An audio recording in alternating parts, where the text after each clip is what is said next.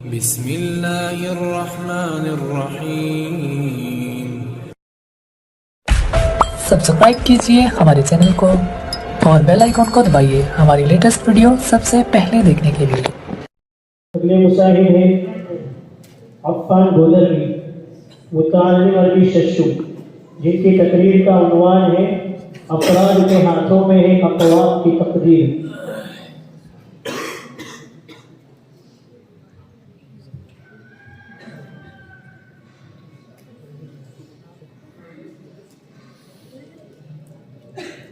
الحمد لله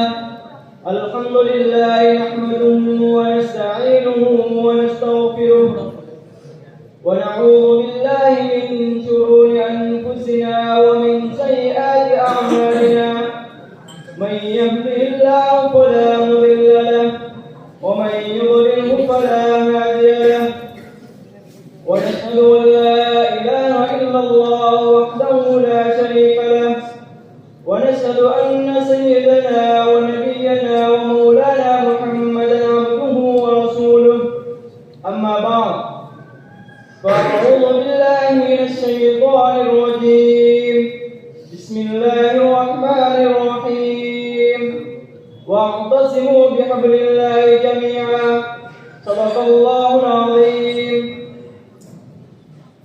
محترم مکرم مشرف و مربی، اساتذہ کرام اور میرے ہم مشن علمی سفر کے ساتھیوں،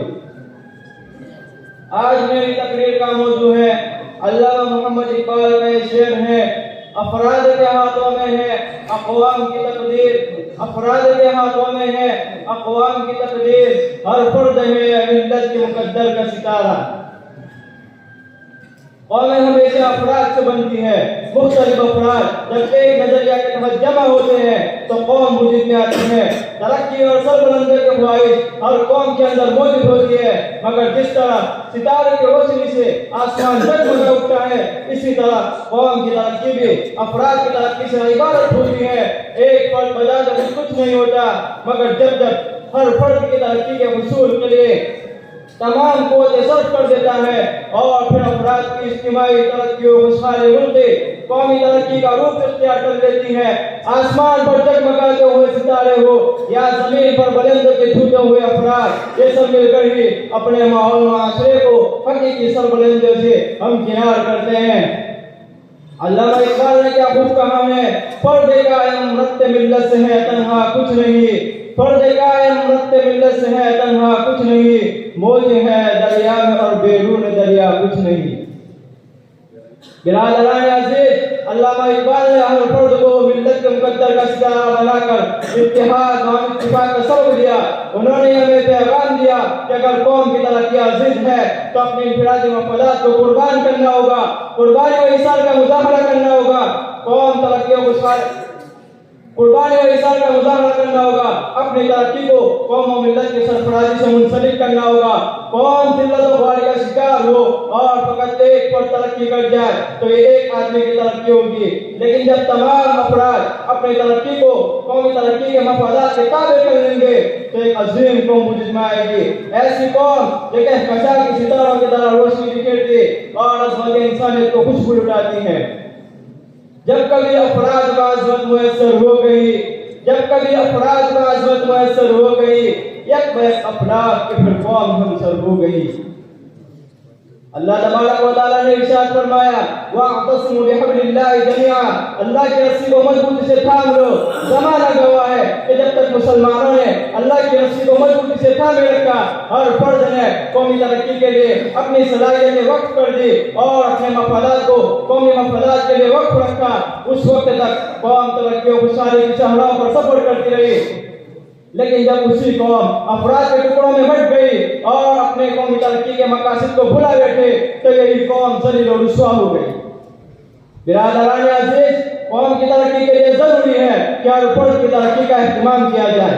جب تک ایک ایک ستارہ روشن نہیں ہوگا، اس وقت تک آسمان نہیں جگمگائے گا۔ यही वजह है कि जिंदा और बेदार कौमें अपने अफराद की तरक्की का इंतजाम करती हैं, इनफरादी तरक्की के लिए मंसूबाबंदी करते हैं। आज से 14 बरस पेशतर नबी सल्लल्लाहु अलैहि वसल्लम ने गजा बदर के काबिल क़यादत की आज़ादी की शर्त के लिए गजा बदर के काबिल क़यादत की आज़ादी के लिए यही शर्त रखी थी कि हर फर्द 10 मुसलमानों को पढ़ाए। मकसूद यही था कि जब अफराद तालीम के जेवर से आरास्ता होंगे तो मिल्लत इस्लाम खुद बखुद इल्म के मंजिलों पर गामज़न होंगे, क्योंकि यही आइन कुदरत है, यही उसलूब फितरत है, यही आइन कुदरत है, यही उसलूब फितरत है जो निराए अमल पैगाम महबूब फितरत है। बिरादरान अजीज, आज हम आजाद हैं। हमारा वतन और शहरी को मिल्लत हिंदुस्तान के फर्द को आवाज दे रहा है कि अपने मकाम को पहचानो। ज़माना हर हाल नई चाल चल रहा है, अपने अंदर सलाहियत पैदा करो, खौफेला कौमों को बेदार करो, इल्म और अदब के मैदान के शहसवार बनो, साइंस और टेक्नोलॉजी में दाम पैदा करो, किरदार और अखलाक के हवाले से अज़मत असलाफ की तकदीर बन जाओ, अपनी रोशन माजी से गैरतमंदी का सलीका हासिल कर लो और फिर अपनी तमाम ज़हनी फिक्री सलाहियतों के गुलाब और हिंदुस्तान को नजर कर दो, ताकि वतन का गोशा गोशा तरक्की और खुशहाली की रोशनी से पुरनूर हो जाए। मिल्लत ने अपनी तकदीर अफराद के हवाले कर दी, अब अफराद का फर्ज है कि मिल्लत की तकदीर को रस्म कायनात बना दे। बिरादरान अजीज, आज हम कौमी सतह पर बेहिस्सी और परेशानी के शिकार हैं। भीख का कसूर लेकर ज्ञानों के दरवाजे पर दस्तक दे रहे हैं। उस कौमी के इसके जिम्मेदार कौम के वो अफराद हैं जिन्होंने कौम वतन से मोहब्बत करना छोड़ दी है। उन बदकिस्मत फर्जंदान कौम को जान लेना चाहिए कि उनका मुस्तकबिल फकत और फकत दीन से वाबस्ता है। अगर कौम ही लड़े तो उनका वजूद भी नहीं रहेगा। आज वक्त है कि सूरत हाल का पूरी जानकारी से जायजा ले।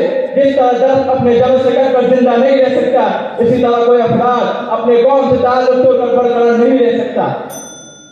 फर्जंदान वतन को वतन से वाबस्ता करने के लिए मैं इस अशआर पर अपनी तकरीर को खत्म करता हूँ। गैर-अज़मी कौमी से हमको काम होना चाहिए, गैर-अज़मी कौमी से हमको काम होना चाहिए, खुद हिंदुस्तान का आम होना चाहिए। अज़मत कौम वतन के राह ईमान पर चले, अज़मत कौम वतन के राह ईमान पर चले, हाथ में इल्म यकीन का जाम होना चाहिए। हर घड़ी पेशे नजर हो उल्फते मुल्को कौम, हर घड़ी पेशे नजर हो उल्फते मुल्को कौम, शौकत और शान वतन पे गाम होना चाहिए। वाखिर दावाना अल्हम्दुलिल्लाहि रब्बिल आलमीन। माशाअल्लाह।